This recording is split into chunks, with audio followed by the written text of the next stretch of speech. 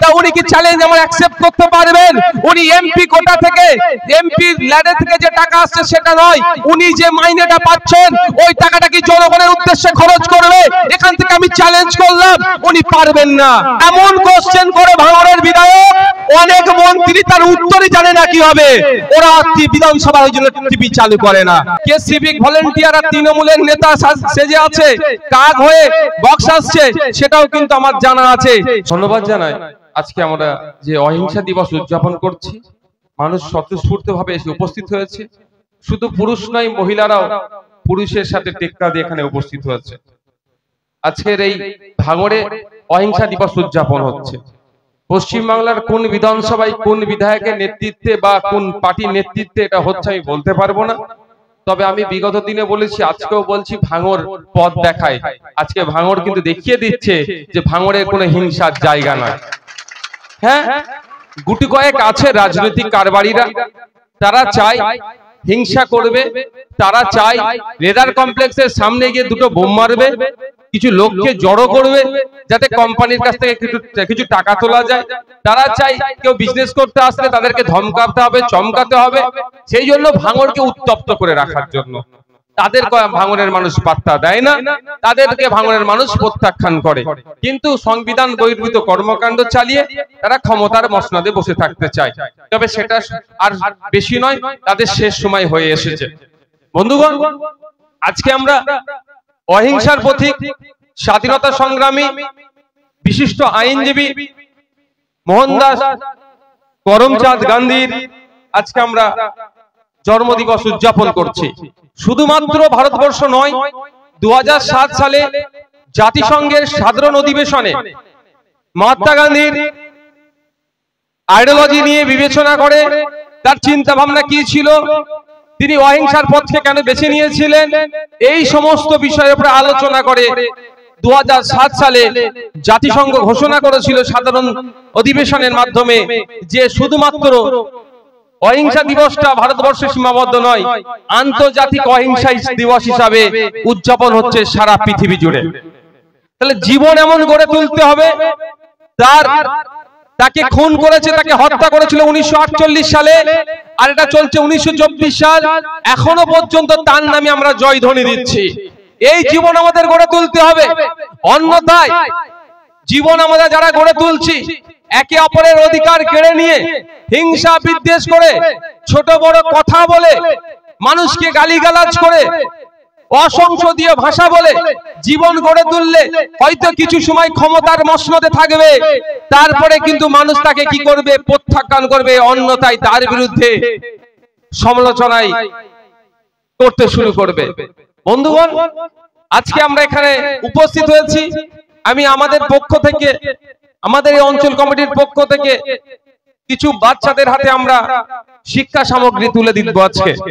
কারণ আমি বারবার বলে এসেছি, আজকেও বলছি যে পেন, বই, খাতা, শিক্ষা না হলে এই ভাঙড়কে সম্পূর্ণরূপে হিংসা মুক্ত করা যাবে না। এই হিংসা মুক্ত করতে গেলে আমাদের এই কচিকাঁচা বাচ্চা থেকে শুরু করে যারা আমরা আছি, আমাদেরকে সচেতন হতে হবে। আমরা কিভাবে সচেতন হব? যখনই শিক্ষা আসবে তখনই বিকাশ ঘটবে, আর বিকাশ ঘটলেই আমাদের মধ্যে এই চিন্তা ভাবনার পরিবর্তন হবে। এই হিংসা বিদ্বেষ যে ধরনের কুরুচিকর ভাষায় আক্রমণ করছে, সব থেকে আমরা মুক্তি পাবো, তার অন্যতম পথ হচ্ছে শিক্ষা। তাই আজকের এই গুরুত্বপূর্ণ দিনে অহিংসা দিবস উদযাপনের সাথে সাথে আমরা কিছু বাচ্চাদের হাতে স্কুল সামগ্রী তুলে দেব আমাদের সামর্থ্য অনুযায়ী। বলার অনেক আছে, আমার আগের বক্তা অত্যন্ত দুঃখের সাথে অনেক কথা বললেন যে নির্বাচিত জনপ্রতিনিধিদেরকে কাজ করতে দেওয়া হচ্ছে না, উল্টে এদের বিরুদ্ধেই মিথ্যাচার করা হচ্ছে। আমাদের জেলা সভাপতি আব্দুল মালেক সাহেব বলেছেন যে বিধানসভার কথা, কদিন আগে নাকি আমার কাছ থেকে কেউ কি চেয়েছে, হিসেব চেয়েছে।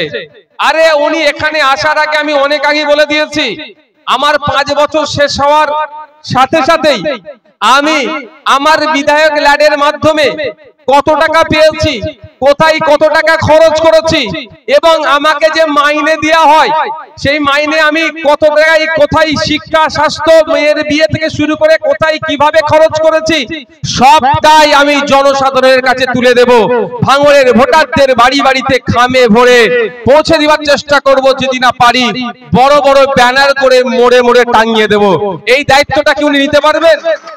উনি এসে তো বড় বড় ভাষণবাজি করছে। ওনার উদ্দেশ্যে জানিয়ে রাখি, আমি বছরে মাসে যে টাকা পাই সাম্মানিক ভাতা, আগে ৮০,০০০ ছিল, এখন ওটা বেড়ে ১,২০,০০০ হয়েছে। আমি তো ওই ১,২০,০০০-এর ২০ পয়সাও আমি নিই না, সমস্তটাই বাংলাদেশের মানুষের জন্য খরচ করি। তা উনি কি চ্যালেঞ্জ আমার অ্যাকসেপ্ট করতে পারবেন? উনি এমপি কোটা থেকে, এমপি ল্যাডে থেকে যে টাকা আসছে সেটা নয়, উনি যে মাইনেটা পাচ্ছেন ওই টাকাটা কি জনগণের উদ্দেশ্যে খরচ করবে? এখান থেকে আমি চ্যালেঞ্জ করলাম, উনি পারবেন না। কারণ ইতিপূর্বে ওনাকে সিবিআই ডেকেছিল কিসের জন্য? এই অর্থের কেলেঙ্কারির জন্য। যে নিজে অর্থের কেলেঙ্কারি করে বসে আছে সে আবার তার মাইনের টাকা মানুষের জন্য খরচ করবে? তারপর আমি এখান থেকে চ্যালেঞ্জ করে যাচ্ছি, এখানে তো বড় বড় নেতা আছে, সিভিক ভলেন্টিয়ার নেতা সেজে বসে আছে, আমি কিন্তু কাঠি দিইনি তার রুজি রুটি বলে, কিন্তু নওশাদ সিদ্দিকীর কাছে সব খবর আছে কে সিভিক ভলেন্টিয়ার আর তৃণমূলের নেতা সেজে আছে, কাক হয়ে বক্স আসছে সেটাও কিন্তু আমার জানা আছে। সময় বুঝলে এমন কাঠি দিয়ে দেবো কিন্তু বিপদে পড়ে যাবে। আপনার এলাকার আছে সিভিক ভলেন্টিয়ারের খাতায় নাম আছে, আবার তৃণমূলের নেতা, বড় বড় নেতা, বুঝতে পেরেছেন? সেগুলো সব আছে। হাই মাদ্রাসার কেস আছে, রেজিস্ট্রেশন বাতিলের কেসও আমার জানা আছে। মালিক ভাই, এখানে ঘটকপুকুর হাই মাদ্রাসার 1900 কত সালে রেজিস্ট্রেশন বাতিলের কেসও আমার জানা আছে। যাক, আমি ওই বিষয়ে যাই না, আমি রাজনীতির মতো করতে চাই, ব্যক্তিগত আক্রমণে আমি যাই না। তাই বন্ধুগণ, অনেক কথা বলছে নওশাদ সিদ্দিকী বিধানসভায় কি করেছে না করেছে। আর একটা যেটা আমি তার আগে বলি, এই যে 2026 2028 ও নিয়ে আমি একবারের জন্য ভাবি না। 2026-এ জিততে হবে, 2028-এ জিততে হবে, আমাকে ভোটে দাঁড়াতে হবে, ও নিয়ে ভাবি না। যতটুকু টাইম পেয়েছি আমি সেই টাইমটা কি ভাঙড়ের মানুষের সহ রাজ্যের মানুষের জন্য কাজ করতে পারছি হ্যাঁ না, এতটুকুই আমি ভাবি।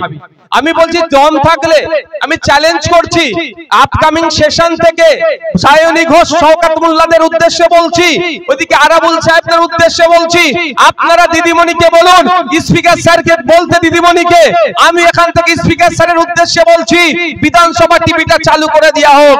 তাহলে ভাঙড়ের বিধায়ক ওখানে বসে চা খায় না, ভাঙড় সহ রাজ্যের মানুষের অধিকারের জন্য কথা বলে।